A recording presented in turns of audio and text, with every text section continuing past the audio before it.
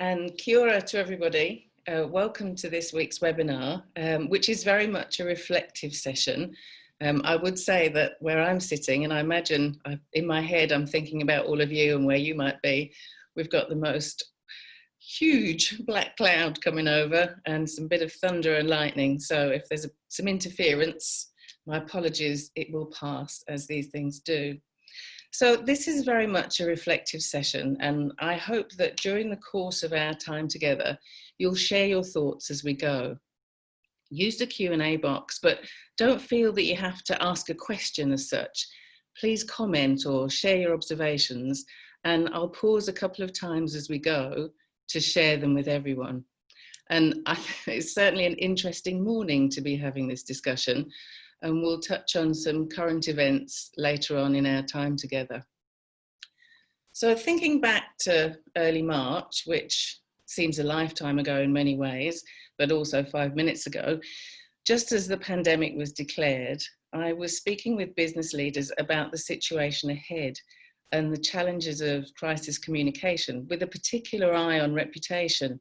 And I was advising that in a world that was about to be turned upside down, they'd be remembered for how they behaved. If they could do nothing else, all their actions in uncertain and frightening times should be driven by a simple question: is this the right thing to do? We've all been through a lot since then, and the world has indeed turned upside down. Businesses and organisations have behaved in many different ways, sometimes in accordance with their stated values and sometimes not. And it's this aspect of the crisis, organisational behaviour under pressure, that we're going to discuss today. We'll look at where we found ourselves, how we've behaved, our future purpose, the notion of the purpose-driven organisation, and whether that can ever be a true reality. We'll look at some of the good, some of the questionable, and a little of the bad that we've witnessed during this maybe long year, maybe short, I don't know, and some of the ethical issues that have arisen, and whether what we've learned is sufficient to guide us as we move forward into the future. And I think that when I was putting this session together, that was very much the aspect of it that was on my mind, is that everybody behaves differently, they react differently, but what can we take from this into the way that we behave as organisations in the months ahead and the years too? So I don't know if you've come across the lava lamp before. There's one pictured here. They were very popular in the 60s, colourful lamps filled with wax that, when heated, produce spheres that rise and fall and create patterns and structures until the heat's turned off. I always use this as an analogy and think of it along the lines of the work we do. Being akin to a lava lamp, before the heat's applied, the wax is at the bottom and nothing happens. But as soon as we apply any kind of heat, and for us that comes in the form of communication, interaction or engagement, and of course behaviours, things start to happen. The solid wax melts and spheres form, rising and falling depending on their reaction to the heat. Our communities work on a similar basis. Some will form as tiny bubbles, then they grow and form into bigger communities. And as the heat increases or cools down, they can all twist together in a great big blob, generally around an issue, risk or crisis. And you'll find diverse communities coming together en masse to rally around one particular thing. We've seen this very recently with the Black Lives Matter movement. We saw it last year with the school strikes for environment, and to be fair, given current world events, I'm convinced that we'll see it again very soon, or we'll see a continuance of it as people come together in an attempt to address the issues and inequities that we face. This is very much a lava lamp session, as it blends well with a favourite quote of Tim Marshall's, PRINZ Life member and go-to person on ethics, which is, public relations operates where issues collide. When you're faced with different interest groups, different communities, different publics, and individually all of them consider themselves to be right about a particular issue, their perspectives on that issue collide and cause conflict. This can cause ethical dilemmas, and as Tim says, behaving ethically, doing the right thing is easy when times are good. But when a crisis strikes, such as our current unprecedented times, when you're under attack or your organisation demands that you do whatever it takes, those are the things that we have to be prepared for. It's really easy, especially during a crisis, to become the boiling frog. And the boiling frog syndrome, you may be familiar with, is a little gruesome. Apparently, when a frog's put into cold water and the water's heated up, it doesn't realise it's being boiled alive because it doesn't recognise the change in temperature, so it dies.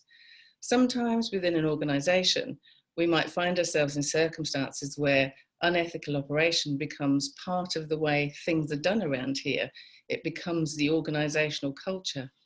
We gradually become like that frog, not noticing things are changing. So moments of reflection like this, I think, are imperative to ensure that we regularly rebalance our perspectives, check where we are, look at the changes in societal norms and the expectations that exist concerning our organisational behaviour and our community engagement. Without wishing to be entirely a creature of habit, I'm going to begin with a word on what we do, because the context is so important. If you and I know each other, or you were kind enough to come to last week's webinar on artificial intelligence, you might have anticipated this image, but I think it's always worth including, because if we're to understand the issues and complexities of organisational behaviour, we must be clear in our understanding of our own role, the role of public relations in society today and society tomorrow. Our purpose, if we're talking about purpose, is building and sustaining the relationships we need to maintain our licence to operate. And that's supported by good communication, behaviour, and developed understanding.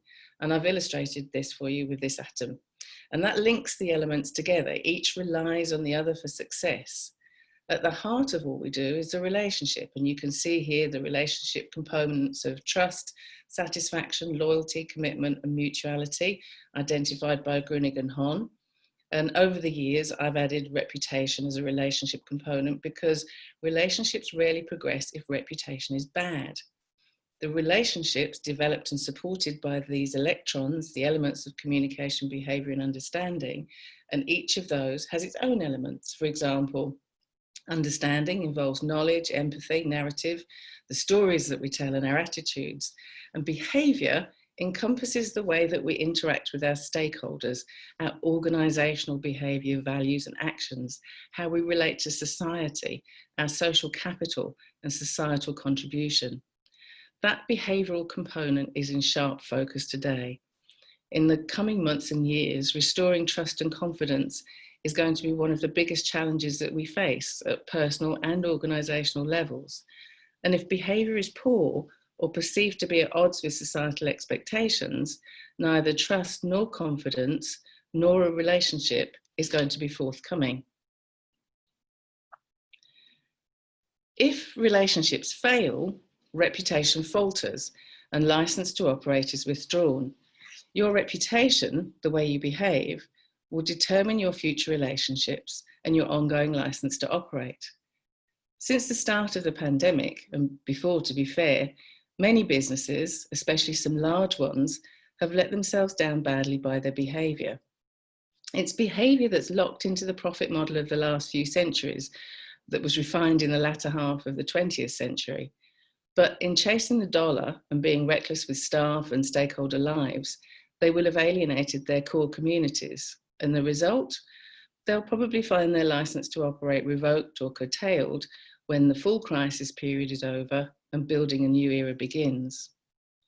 All your actions yesterday, today, and tomorrow should be driven by the simple question: is this the right thing to do? And are we doing the right thing because our intention is sound, or are we masking our actual intent with assumed behaviours? The way that you behave determines your future relationships, your licence to operate. Your ethical intent should be continually monitored and checked against your purpose and values.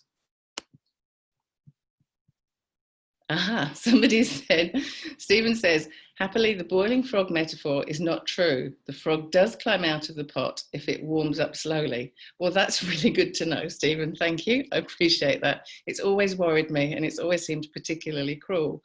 But as a metaphor, I think it's still appropriate, because we can be unwittingly absorbed into a culture that isn't necessarily in accordance with their values. But that does come as some relief to me after all these years.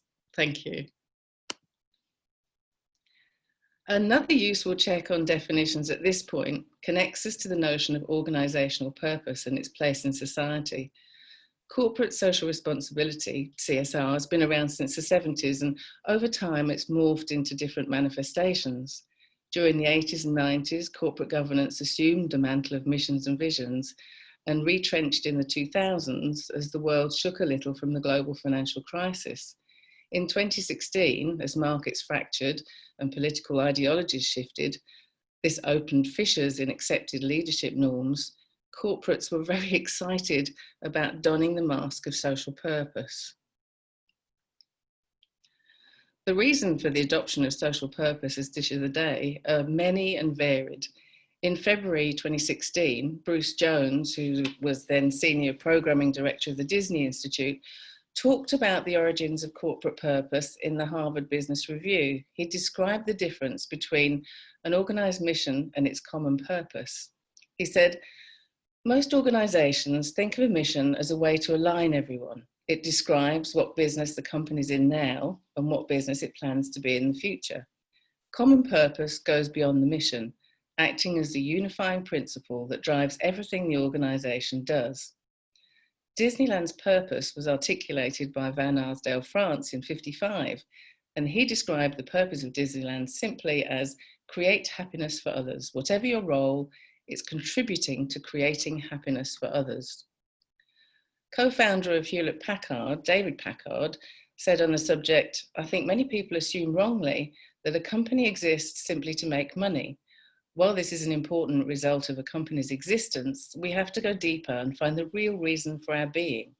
Purpose, which should last at least 100 years, should not be confused with specific goals or business strategies, which could change many times in 100 years. Whereas you might achieve a goal or complete a strategy, you cannot fulfill a purpose. It's like a guiding star on the horizon, forever pursued but never reached. Yet, although purpose itself does not change, it does inspire change. The very fact that purpose can never be fully realised means that an organisation can never stop stimulating change and progress. And he said that back in 1960, but their ideas were very much ahead of their time. Profit has been king for many decades. And although the USA's Business Roundtable last year made a grand declaration in August regarding corporate purpose, and I suggest it's something worth checking out, the evidence suggests that businesses particularly take the profit route of social purpose rather than the more edifying route of social good. And genuine social purpose, being at the centre of everything, means that it's split into two roads. One is where the business creates value for itself and society with its social purpose as a means to accrue profit. The other road, less travelled by, is an organisation that places the purpose at the centre of everything, with any profit following as a consequence rather than as an end in itself. And my query is in my own mind whether the intent behind purpose is genuine and the profit seen as a consequence, or whether purpose is worn as a mask to hide intent, is an assessment that we as practitioners need to make for our organisations when we're helping to guide them navigate through this different operating environment. So I often find that societal norms, bias and prejudice to be found and discovered in the vaults of stock photography.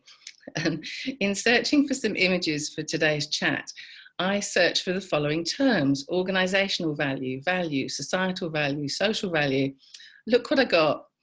Hundreds of white hands, all male, holding a representation of cold, hard cash. Apart from one, which is the toilet roll picture you can see bottom right.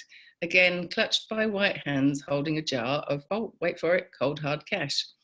Reflections of social purpose or social value that are famously trumpeted by the Business Roundtable in the USA last year were absolutely nowhere to be seen. Eventually, I found this young woman. And in the picture, she was the only person linked to the kind of values espoused by so many of our organisations, nationally and internationally. Values that during lockdown and since have either been evident or invisible. Organisational purpose has to come from the inside out. Those core values must be visible, articulated and shared, acknowledged and lived by everyone. And this is one of the reasons that I think organisational purpose has been called out over recent months, as employees did their best to behave well, but sadly organisational leadership did not. They forced people to work, shunted them out of work, failed to pass on subsidies, and arbitrarily altered pay and working conditions. Which is where we should probably mention the elephant in the room, or is it the elephant in the Zoom? I don't know now. There were many businesses around the world that closed during the lockdown periods in different geographies. But one of the things to observe, and I'd be interested in your observations on this, was that many of them closed or shuttered operations, not because of COVID-19. They closed because the pandemic and economic crises together facilitated the opportunity for them to do so. Others came under fire for different actions. Amazon, one of the signatories to the Business Roundtable Corporate Purpose Declaration, was called out for unsafe work practices, and the whistleblowers raised the employees' concerns about the COVID-19 risks, and they were subsequently fired. Tim Bray, the vice president of Amazon, resigned in protest over this. Sports Direct is another well-known example of an organisation facing criticism for trying to keep outlets at the beginning of lockdown open because they said that they were an essential in contravention of the government guidelines. Their response led to pressure on the companies to prioritise employee needs. Some set better examples by engaging and addressing stakeholder needs directly. Supermarkets provided assistance for older people and other vulnerable shoppers. L'Oreal was one of the brands that demonstrated some forward thinking, and they paid small to medium-sized suppliers early to help them survive the crisis. Two instances of good behaviour that stood out for me are here. One very local to me and one the other side of the world. The first was a lovely story of hope and help and coping from a local plumber here. During lockdown, when we could only access building services in an emergency situation, this local plumber put together a simple video that he shared out on his Facebook page that explained his community-minded deal, which was pay for the apprentice, get the master free, and if you can afford to pay the full price, the difference between the two would be donated to the Women's Refuge. So he'd thought about others, he was thinking about his employees, he'd thought about the relationships he wanted to build and maintain now and after COVID-19, and he shared his offer simply, well and directly to those for whom it was important. And I know that if ever I need a plumber, he's going to be top of my list to ring, although I suspect he'll probably be so busy that I'll not get a chance.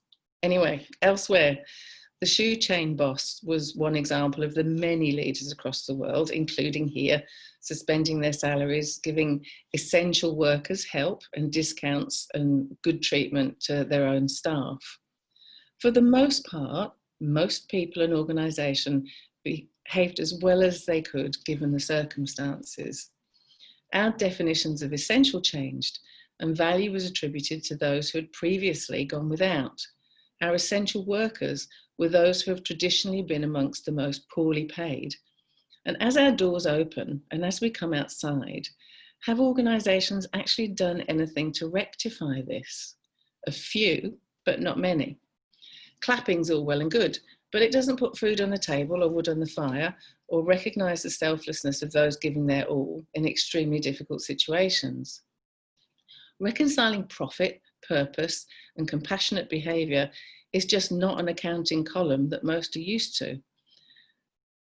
However they've hoped to change, the system we dwell in is still geared to economic modelling from a different era. Our notions of value are cemented in those images of piggy banks, ascendant charts, coins and notes, and not in the human contribution to societal well-being. Corporate purpose was on view last month when Facebook failed to respond to expectations around hate speech.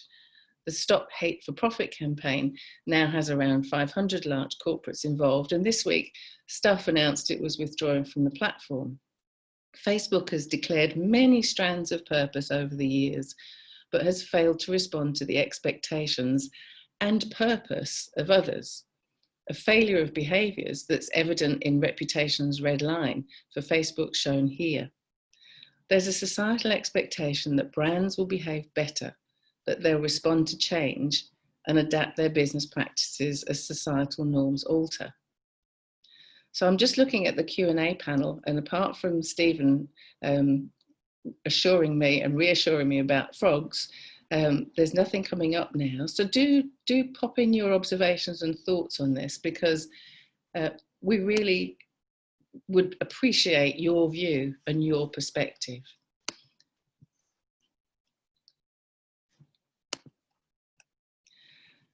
As practitioners, you'll be more than aware of the need for proper crisis planning, and you've probably been knee-deep in crisis planning for months now.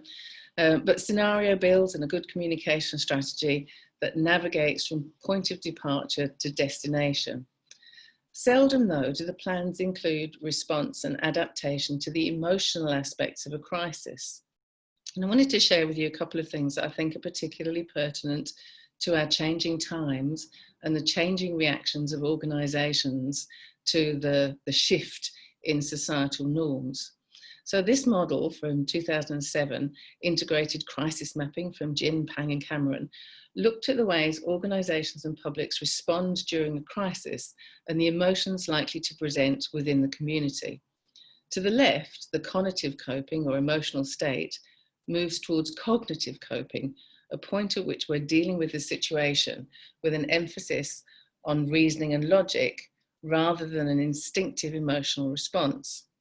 As a model, I don't entirely agree with the distribution of emotions, as I believe it could be broader in scope, but it's a good illustration that can help us when we're thinking about the frames of minds our communities, inside and outside the organisation, might be in during a period of crisis.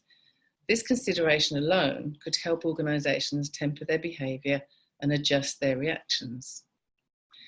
Here's an emotional response map that I put together to help clients and organisations consider their response and words navigating this period. The map gives examples of the types of emotions people were and still are to some extent feeling across 4 principal areas of their lives: society, health, home and economy, and matches each circumstance to the most likely emotion in that instance. That said, most people experienced all the emotions at once, coping with peaks and troughs that are exhausting and in some cases debilitating. These emotional peaks and troughs are eased by community and organisational acts of kindness and compassion conducted within the current societal constraints. So when we saw our fellow humans singing from balconies, clapping those who are working so hard, keeping vital services going, it provides a necessary glimmer of hope. So the advice we can give to our organisations is read the room, pay attention to the elephant, and don't forget to behave well, whatever the pressures. Now, there's a question come in from Margalit, which says, can you please question the role of PR associations in leading an ethical industry? Well, I'm just going to look at our own code of ethics now, and we'll talk about that. So I hope we'll address that for you, Margalit, and if not, get back on the Q&A and take it a bit further for us.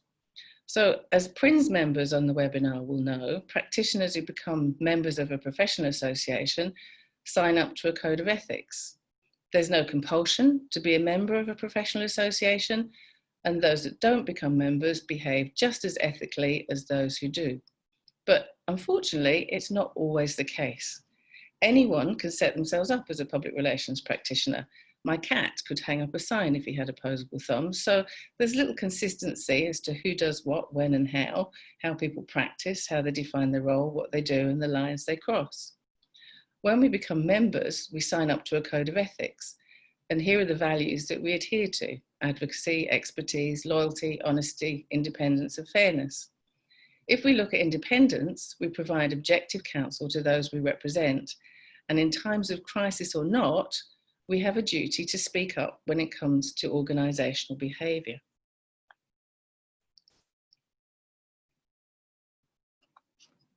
I'm sorry, I'm just looking at a question here. So do you think it's a bit utopian to say that most PR practitioners can somehow move the organisations they work for to align closer to their own personal values and ethics? I think that the role that we have within the organisation is very much that of the reputational guardian, and it's been discussed as the organisational conscience. So as we can look inside and outside the organisation, we can bring situational intelligence to the situation that we're in with our organisation and advise them to work more carefully, to behave better. And I think, as I mentioned, that Tim, who leads the association's work on ethics, I've included some of his observations here for you, and I think to a certain extent that addresses your question. He says, when an ethical dilemma occurs, apply the front page of the newspaper test. If you're publicly named for your actions, would you be embarrassed or shamed? If you have a dilemma, consult with your friends and colleagues. In trying to resolve your ethical dilemma, explain the consequences of bad actions to your employer or your organisation. And so that's his take on that. And I think sometimes people simply haven't thought through a course of action, and they're horrified when they realise it could be unethical. One of the key capabilities, I always say, is the first one on my list for practitioners is courage. That's the courage to push back and truly be the ethical conscience of the organisation. When we're working to our code of ethics, following your own code, following the code beats the loyalty to unethical employers. And since the start of the COVID-19 period, employers have not behaved well. So we're obligated to push back if we need to and say, well, this isn't the right behaviour, this isn't the right thing to do. It works against your values, and it's certainly in conflict with my values as a professional. And this in itself is a very useful anchor when you find yourself in a difficult situation. So I think the realities of it are that it may sound utopian, but when we look at our role and purpose, I think that we actually have a duty to do that. And whilst it might be hard, it's something that we still have to pursue. So Stephen comments here, I agree that it's important to note that often emotions and stress relate to external events and pressures rather than to our internal personality. The best way to support people is to improve their shared community environment rather than to get them to change their individual mood. Thank you. This ethics pyramid was developed by Elspeth Tilley when she was an academic at Massey University. It was designed to help people, help practitioners check their behaviour as they develop their strategy.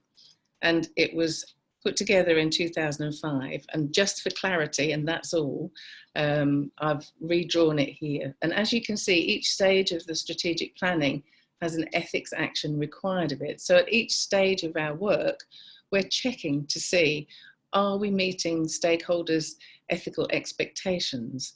Have we got ethical objectives in the work that we're undertaking?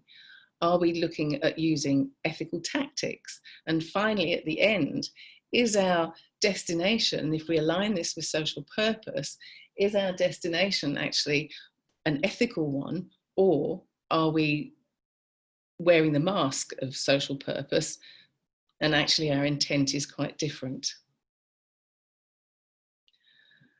Over the years, Elspeth first produced the pyramid in 2005, and organisations have become more complex and practice more involved. And the pyramid still works really well, but I felt that it would be helpful to have something more aligned with the strategic process. So during April, between Zoom meetings, lockdowns and too much baking, I developed this as a guide and a check for each stage of strategic development. As you go through the process of strategy development, position, direction, navigation and destination, you can align your work with your ethical positioning. Asking the right questions is key, and I've outlined them here for you. It uses my lava lamp analogy crossed with Tim's observation on where issues collide. So question everything and keep everything aligned, on track, and hopefully well behaved. There's one more elephant that I'd like you to wave to before we finish this part of it together and move on to some discussion, and that's the privacy elephant. Obviously, he's been on a bit of a rampage this week, and overnight the news that a Member of Parliament and an acting CEO had both leaked private health details of individuals caught up in the pandemic was quite shocking. The Privacy Commissioner's tweet, "My gob is well and truly smacked," said it all. Such behaviours are not acceptable. They fall under the heading of maybe doing whatever it takes, rather than considering purposeful outcomes and social good. Leaders should lead by example, and as we've seen, many around the world do not, whether they're politicians or business people, special advisors or billionaires. Doing the right thing's never easy. In times of crisis, it will never be the right thing for everyone. What we say and what we do needs to reflect the same intent. Kelvin Davis gave a remarkable speech at the weekend, and in the light of yesterday's revelations, I thought it highlighted the problems when a discrepancy occurs between what's said and what's done. And I'm going to read the extract for you, and regardless of your political persuasion or point of view, please look at this as just an illustration of how what is said and how what behaviours are made can marry up. So I'll read the extract for you. He'd started the speech by reading out the names of the people who had died as a result of COVID-19 in New Zealand. It certainly won't be as well delivered as it was Sunday, but anyway, he said, "Much has happened since we've come out of lockdown. Beards were trimmed, haircuts had, and the National Party got itself a new leader, new key messages, sadly all underpinned by the same old attitude. The opposition said they have a moral obligation to win. No. Winning an election is not a moral obligation. We're morally obligated to look after New Zealanders, our most vulnerable, our families and our children, to represent our diverse nation, to have people from all walks of life, of every colour, race and creed, sit at the decision-making table, to do what's best for New Zealand, to govern in the best interest of New Zealanders, to be honest and to be fair. Part of National's moral obligation to win by advocating for us to move quicker, to open our borders faster, to get back to normal sooner. They say it's untenable to leave the borders closed. The only thing that's untenable is putting our people at risk when you know better. I don't want to stand here and read out another name to you. I don't want to take your hand away from your loved one in their final moments. I want to do everything I can do to protect our people. That's my moral obligation. Unlike the opposition, we don't have a moral obligation to win. There's nothing moral about winning at any cost. Our moral obligation is to New Zealanders, to our team, to the 22 people who've lost their life." Stirring words indeed, and they're particularly pertinent in the light of what's now been construed as unethical intent by the National MPs to discredit the government. The spin-off quoted yesterday National MP Hamish Walker as saying in a statement that the release of information was meant to expose the government's shortcoming so that they would be rectified. The government said before Walker's confession that the privacy breach was serious and may have been a criminal act. And a couple of days before yesterday's revelations, the National Party leader described the privacy breach as shabby and quite staggering, saying if they can't manage personal information, bluntly, they can't manage the border and they can't manage the country. And I know he said more this morning, and I'm sure this is going to run for quite some time. But the reason for raising it here is that question of behavioural intent.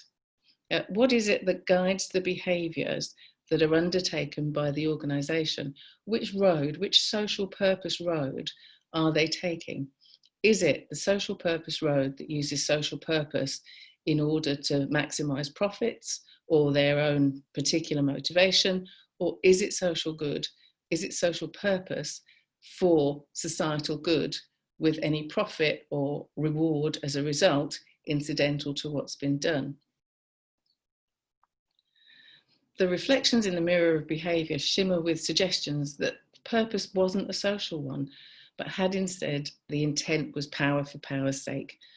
And we would question, is that something that we would want to see mirrored in society? Maybe we would, I don't know. That's a question to discuss. The three pillars of reputation, communication, behaviour and expectation, can be interpreted in many different ways. As guardians of our organisation's reputation, we must look both ways, inside and outside the organisation. We must understand how society is changing, where the spheres rise and fall, who needs attention, and who has, for that moment, a priority need of us. Inequity has been at the top of the Global Risks Index for many years. Moving into what's potentially the end of the beginning of this period of COVID, how are we addressing inequity within our organisations if, in truth, the purpose and motivation is for societal good? Do the behaviours begin by rectifying this, paying people equally, treating people fairly and without bias, respecting privacy and personal information, being mindful as to their well-being, meeting the needs that we've come to recognise as essential? A bag of flour beats a Brandfield bag when it comes to value. As we tiptoe into our post-COVID world, how will we remember those who've acted for societal good, those who've lost their lives, and those who've behaved badly? Who's done the right thing? So now I'd like to know what you think, and I think we'll open it up for some discussion. And there's a couple of things that have come up on the Q&A box here. And Kate says, unethical behaviour is often justified as being good business practice, i.e. profit first, people second. As a female practitioner, I find gender bias an additional barrier when promoting a people and profit approach. For example, mansplaining the basics of shareholder value, being called soft, etc. I think that's a really, really interesting point, Kate, and where I would highlight a potential change is in that USA Business Roundtable Declaration. And the Business Roundtable in the US has got the Fortune 500 signing up to it. And their intent and their declaration was absolutely about building businesses on not shareholder value, but the acknowledgement of stakeholder need, encompassing people within and without the organisation. I don't know how far along the line that will change. During this period of time, that group of bodies has said that they're doing their best to respond well in their behaviours. But again, with examples like Amazon, they're not always succeeding in that. That would be a comment. As a tip, I don't know that I've got one at the moment. I'm sure that you have, and other people in this discussion will have.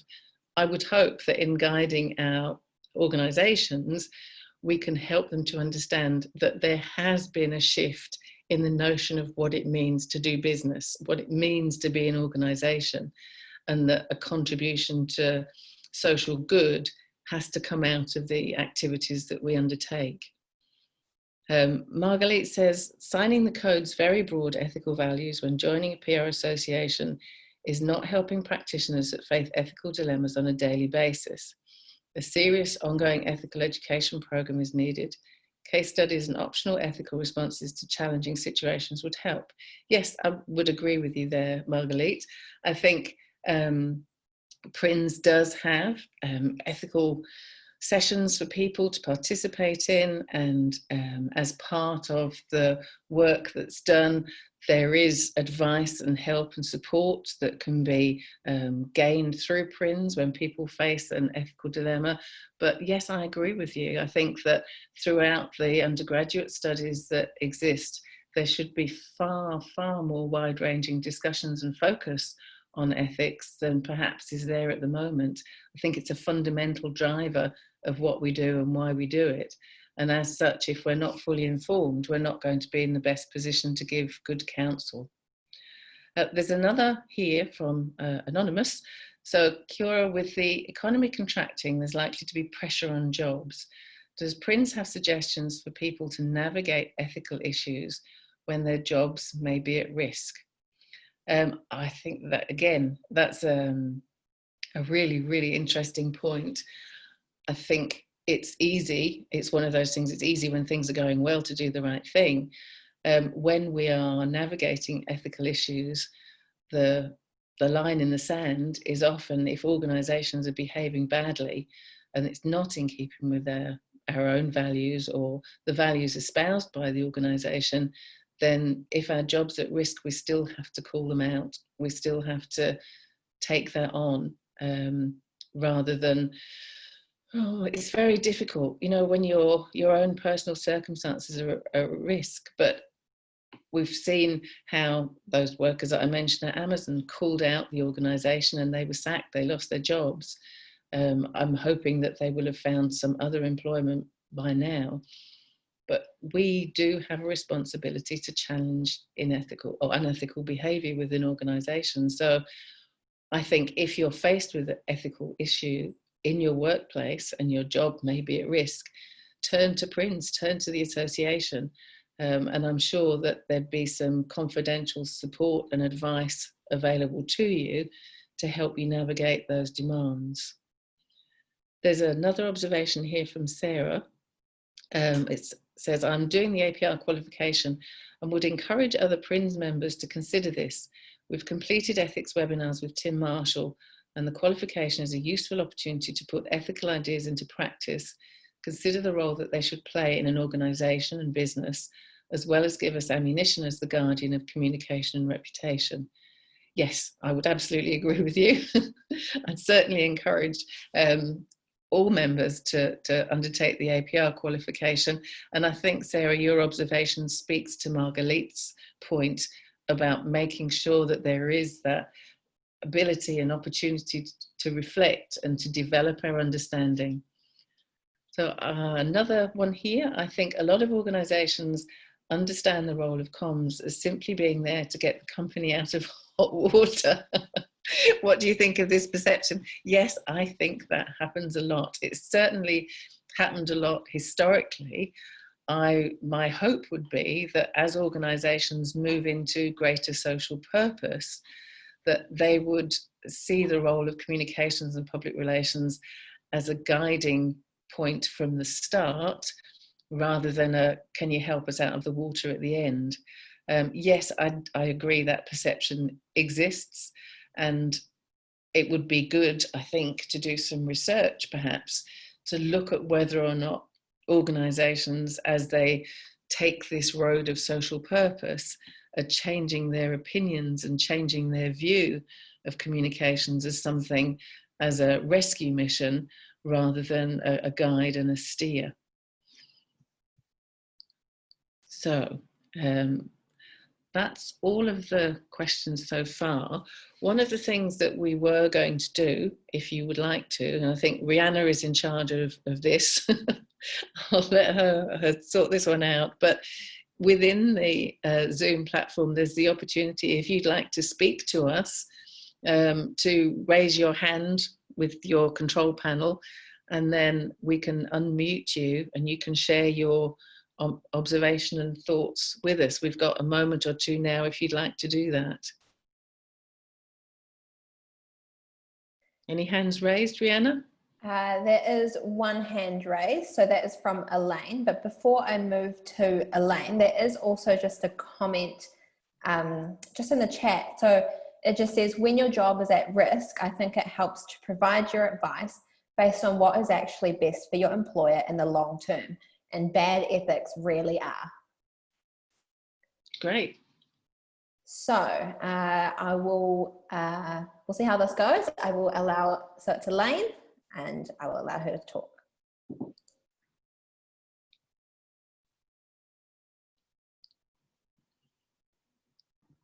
Kia ora, thanks, Catherine.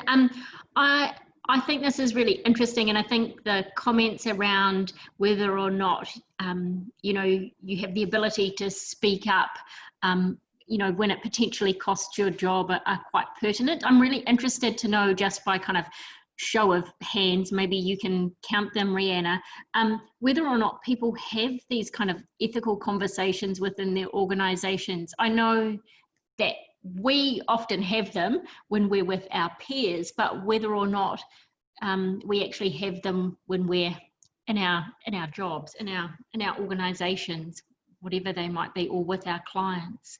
I think, you know, I worry that there's not a lot of opportunity to have those conversations, or we're not at present when some of those conversations happen, because yeah, I think they're quite key.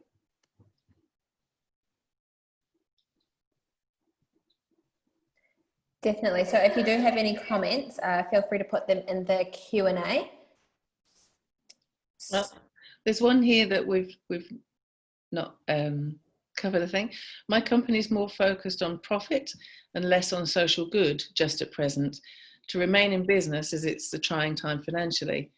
But surely keeping people in jobs is social good, or employees seem to agree. Yes, it is. Keeping people in jobs is a social good. It's part of a social purpose. And I think that the focus on profit is one that when times are good is an anchor that historically many organisations will turn to. But I think that the thinking around social purpose is that done properly and done well, profit will follow as a consequence rather than a deliberate intent. So it's possible to have a situation where you're operating your company and you're operating it in such a way that you do remain viable, but you don't remain viable at the cost of others. That makes sense. So we do also have a question from Kate. So Kate, I will just take you off mute now. Hi, I just thought I may as well put my 5 cents worth in. I think that firstly, I've experienced the issue of, an ethical clash between my personal and professional ethics and that of my employer a number of times over my career. And I realised that a lot of people are not in the position that I've been in to vote with my feet. However, I've had a couple of interesting discussions with industry people recently. One of the things I'm quite passionate about is, participation in our democracy, and, in particular in Auckland, Aucklanders' love of moaning, and my new catch cry with friends and family is, don't complain to me if you haven't participated in our democracy and had your say. And I think, and circular way of getting to the point, but we have a bit of a movement now as a result of this global crisis where people are connecting more with their personal values, I think, and observing these behaviours from companies and choosing not to participate. And I see a lot of people compromised and remaining silent because essentially they're afraid to speak up. And I would say that, nothing is going to change if those of us who are in a position to say something don't say something. We have to stick our heads up above the parapet, otherwise nothing will change. And this goes for, issues of gender bias as well, and issues of our role in helping as leaders and helping businesses to thrive. So, we need to actually grow some balls, I think, as a profession, people at a senior level and who are financially able to do so, to kind of call this bad behaviour out and vote with our feet. Otherwise, if we become complicit. And I think there is a desire, a lot of people, have a desire to see change in corporate behaviour.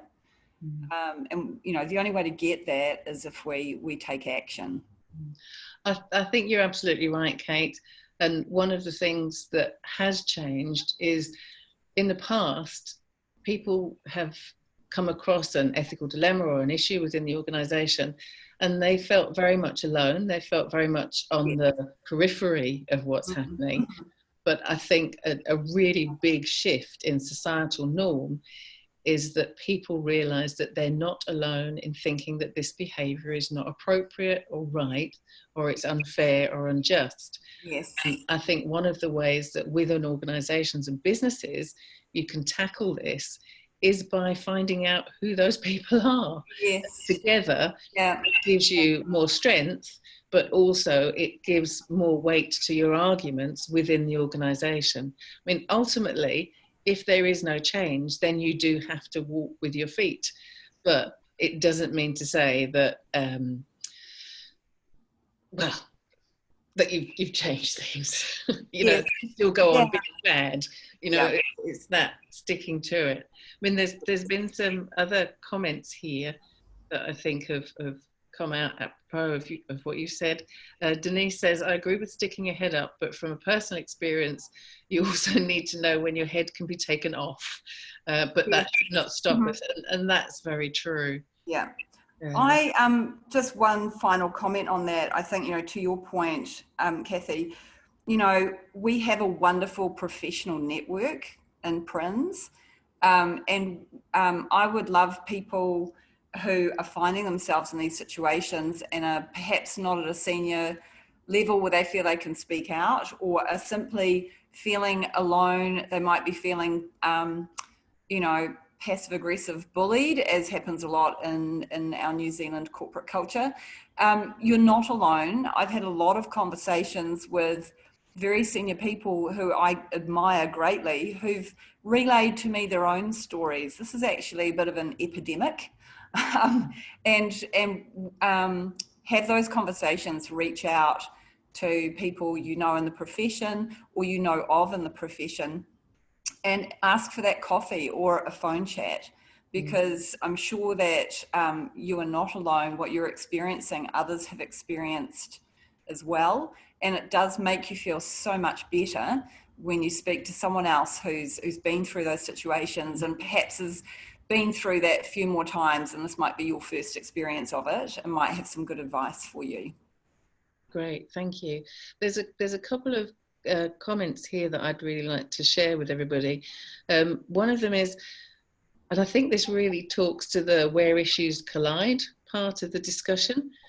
Do you have any more comments on situations where there are multiple ethical options on the table, e.g., when discussing race and acknowledging that there are current issues in a workplace versus wanting to talk positively about diversity and inclusion policies?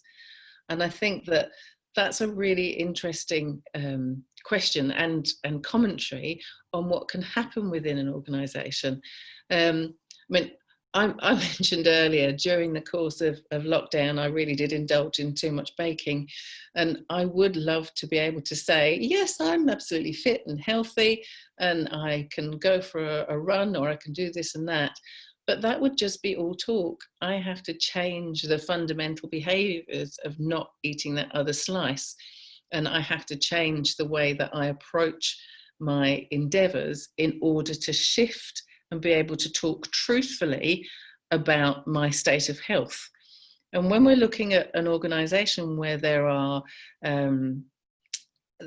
pressures to talk positively about one aspect of the organisation's business, undertaking, whatever it might be, we have to look, and that's part of our research and our situational intelligence, we have to look very closely at the organisational behaviours that might contradict the things that are said. So if there are multiple ethical issues on the table or options, then again, part of our role is looking at that and saying, are the things that we say, in fact, an accurate reflection of what we do?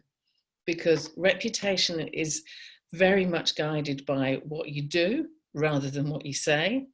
And if you're just saying stuff and the fundamentals aren't right, then you will get called out, and rightly so. There's another one here, and I think we're actually getting to the end of our time, but it's interesting to note that, Catherine, that you've positioned the role of comms as being the conscience of a company. Comms is still seen largely as a soft skill, as it's an industry overwhelmingly populated by women. Is positioning us as the conscience or as guardians pandering to this view? That's really interesting. Is it really causing any form of systemic change or shift in thinking? Well, the feminisation of the industry has been something that's been ongoing for a couple of decades now. I think that the whole notion of leadership, organisational values have all shifted. I don't necessarily agree Oh, questions disappeared. I don't necessarily agree that, is there a way of finding that back again? It's disappeared. Yeah, I'll just open it up again, hold on. I just want to refer back to it so I don't go off track. I don't think that it's a soft skill. I think all of the research that's been done has said that in leading organisations, communication is a vital capability, a vital competence that's required. And without the ability to communicate well and have your organisation communicate well, then you're on a quick road to disaster. The conscience and guardian of an organisation, I don't think panders to anything other than good behavioural norms. So I think it's a really interesting point. It's not one that I've thought about, but I shall certainly go away and think about it some more. I think that it's perhaps, I don't know from the perspective that you've asked it, I don't know whether that's because the model that is being considered as the operational model is the profit one, but certainly in terms of a societal shift to social purpose, that role of guardianship and conscience is critical if it's going to be undertaken with good intent and be successful. So I think that's a really interesting point of view. Thank you very much for sharing that with us. So where are we in terms of time now, Rihanna? I see we're just coming up to 12. Has anybody else got a hand up or a question or a comment to add before we close? No, there are no more hands up. Okay. So that's probably us for today, I would think. I'd like to thank you all very much for coming along and joining the discussion today. I think these are questions that aren't solved in an hour. They're questions that as practitioners and professionals, we have to be looking at constantly. We have to be helping our organisations to read the room, to look at the environment changes that are happening around us and the general direction that our stakeholders and our communities are heading in. And also working with each other to develop those educational structures that Margalit talked about, participating in things like APR and supporting each other in the way that Kate was referring to when she was sharing her thoughts with us. So I think, thank you would be my, my closing comment. And very best wishes to everybody. And do remember that PRINZ as an organisation is a strong network of practitioners there to help each other. You know, that's one of the reasons for being. That's, I think, I don't know, Elaine, if you'd agree with me, that would be one of the great benefits of belonging to PRINZ. Elaine is actually saying here, I'd like members to be more vocal in having these sorts of conversations. So again, thank you very much. And I think there's a poll that Rihanna started on the back of Elaine's questions. So do that. And I'll look forward to speaking with you again soon.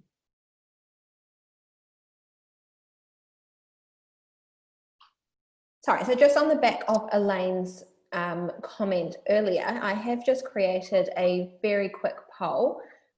So I will launch it now. It's just a very quick yes or no, and it is anonymous. So it's a question, do you feel like you can have these discussions within your organisation? Do you have them currently? Or is it not really something that is discussed and you just make the right decision? So I'll just leave that open for a few more seconds.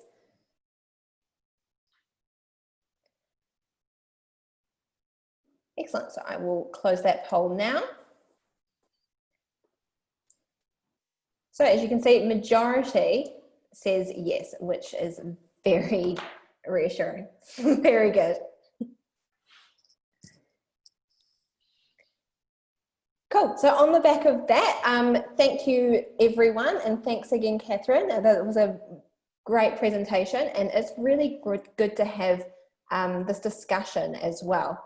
So once the webinar has closed, a short survey will pop up, and that will pop up through SurveyMonkey, and it will just give you an opportunity to give us some feedback on the webinar and give us any suggestions for future webinars, including topics.